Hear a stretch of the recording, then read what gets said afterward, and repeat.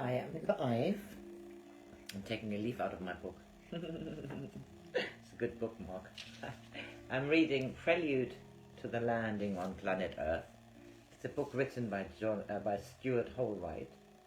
It was published 1977. This is the account of a journey through the Middle East in the 1970s, preventing a world war. We are here now in chapter 7, entitled Revelations, and I think I'm coming to the end of this chapter now, and I continue. At this time, and over the past few days, there had been a number of odd events in the house. All the clocks had started going haywire, jumping 99 minutes ahead or falling 90 minutes behind time. There had been many paranormal movements of objects and things like coins and keys apparently dropping from the ceiling. Sometimes they were things that nobody in the house had ever seen before.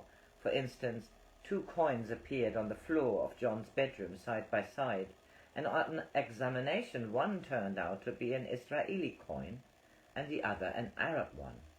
Whether these events helped Andrija over his crisis of confidence, I do not know, but the day after John's solo communication, he was back in the cage, and he began the session by reaffirming his commitment. "Welcome, Tom," he said. "We have come to rededicate ourselves to the Nine and to the cause of peace on earth, and we confess that we have lost our way temporarily with regard to immediate tasks, direction and purpose, and we want to start a fresh dialogue which will bring us back to the path of the Nine on earth. So perhaps you could begin by assessing for us the present international situation and telling us what you would have us do to be of aid." Tom said, "Your planet Earth is in a time of confusion, and the nation of Israel is in a serious situation, for aggressions are planned at the time of the holidays that you call Passover and Easter. But we can give you this promise, that with your prayers, with your dedication, and with your permission, that the civilizations working for what you call the light may use your physical energies to stop aggressive acts. The nation of Israel will be sustained." "What civilizations are these that we would give our energies to?" Andrija asked. "We are speaking of the civilizations that are involved in the saving.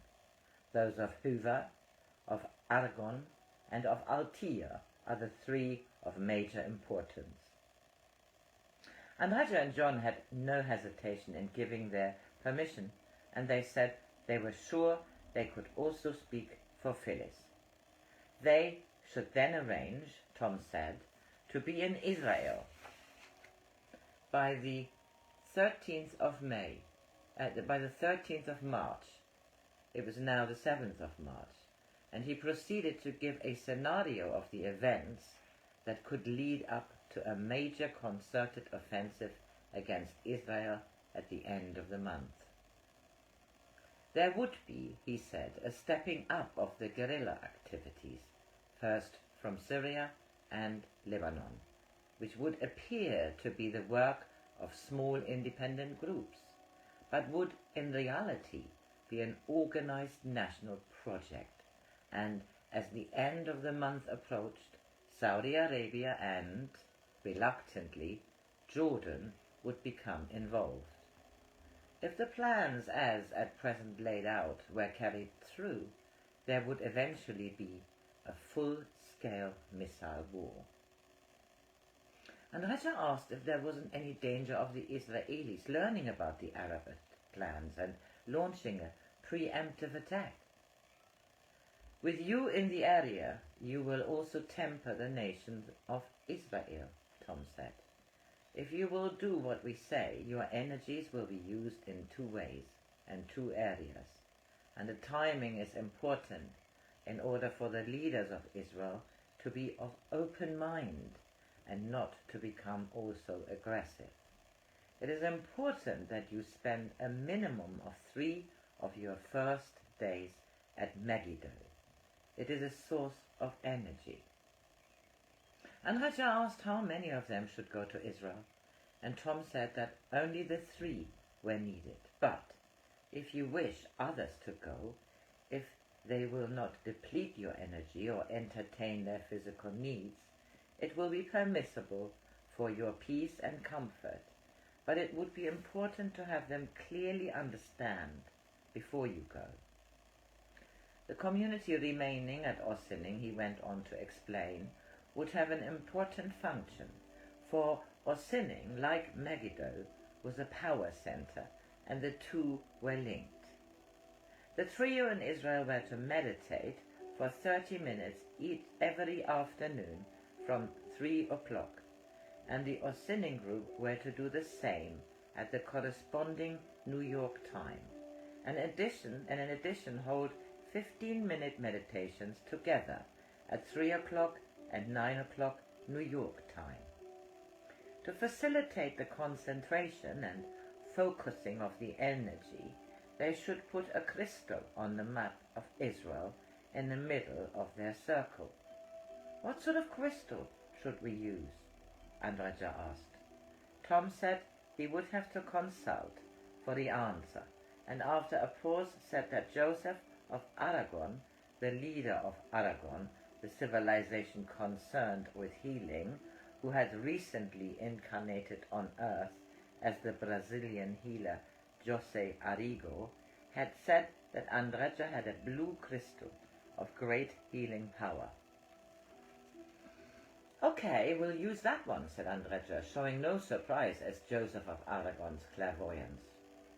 When the Israel crisis was over, Tom said they must turn their attention to the work of using all possible media for the purpose of making the world aware of what was happening and what was going to happen. You must explain that there have been communications. It is in your hand how you explain the communications. We leave to you that decision. But you must explain that there will be of the nature of a landing. If people can relate the landing to something known, Andrija said, like the Book of Revelation, it will make our work a little easier. Will such information be forthcoming? Are you requesting a complete interpretation of the Book of Revelation? Tom asked. No, I'm asking if Revelation, as it refers essentially to the second coming of Christ, is a guide to what is happening with respect to the landing. You are now in the 4th seal and the 6th church, so what you say is true, yes. The biggest puzzle I have with Revelation, Andrija said, is that half hour of silence in heaven before the first trumpet sounds. Could you explain that? The vehicles which will come, Tom replied, will come in silence, and also there will be silence upon the earth, as those upon the planet come to recognize what is happening. I take it then that the half hour would be the 9 days that you once gave us as the duration of the landing? That is true. You understand that our time is not as yours.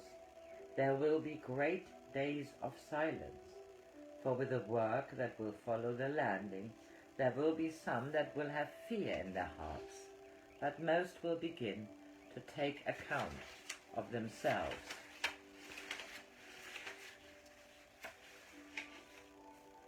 Over these weeks, Tom had identified the 6 co-workers who, with the trio counting as one, would constitute the initial nuclear working party of 7, though he stressed that as the work progressed, some members of the peripheral 6 might relinquish the work and others take their place. For the final communication session, before the trio left for Israel, Andrija and John, at Tom's request, managed to get Lyle Watson, Dr. Neil Hitchen, and Jim Hurtak to come to Ossining. So with Phyllis, Andrija, John and Colette, there were 7 of them crammed into the Faraday cage for the communication. Tom began with a short speech of encouragement and exhortation for the benefit of the visitors. For what you have chosen to do, and for what you have been chosen to do, in our heart there is great love for you. You take upon yourselves a great task, but it is done with love, and it is this love that will sustain you and bring to completion that which you have chosen. Remember this, it is only through the helping with the physical difficulties of the physical beings upon the planet Earth that the true message may be received. When it is not possible for their governments, their religious leader, their medical profession, and their society to give them the help they need, it will be possible for you, through your faith, and what you have put into motion to be of help to them. They will begin to ask questions and to demand answers from their leaders. And when their leaders do not give them the answers, they will begin to see that there is more in this universe than they had been led to believe. And this is part of the preparation for the landing. For how can we arrive? How can we make our presence known if those upon your physical planet Earth do not believe in our existence?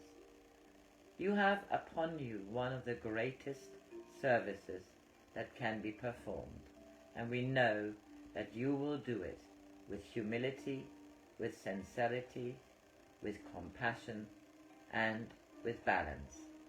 Andrija said he would like to give the visitors an opportunity to ask questions, and Lyle Watson was the first to speak. As this group reaches working strength, we can begin to appreciate why each of us has been chosen, each in a different area. Yet I am concerned that we are a white Anglo-Saxon group, and that there are talents and powers in other cultures that we don't seem to be availing ourselves of. Do you have comparable groups in other cultures, or do we need to incorporate other cultures in our work? Tom answered, each of you in the core of the original group of 7, which in truth is 9, will be in the center of another group of 7, and such groups will multiply and spread across the planet Earth and will involve other cultures. You have in each of you special knowledge, special abilities, and you are all unusual people upon this planet, and there are 6 others that will be drawn to each of you. Although it had been many months since Lyle had directly participated in the work of the group, Tom said, in this time there have been other communications and there have been arrangements. Lyle understood what was referred to.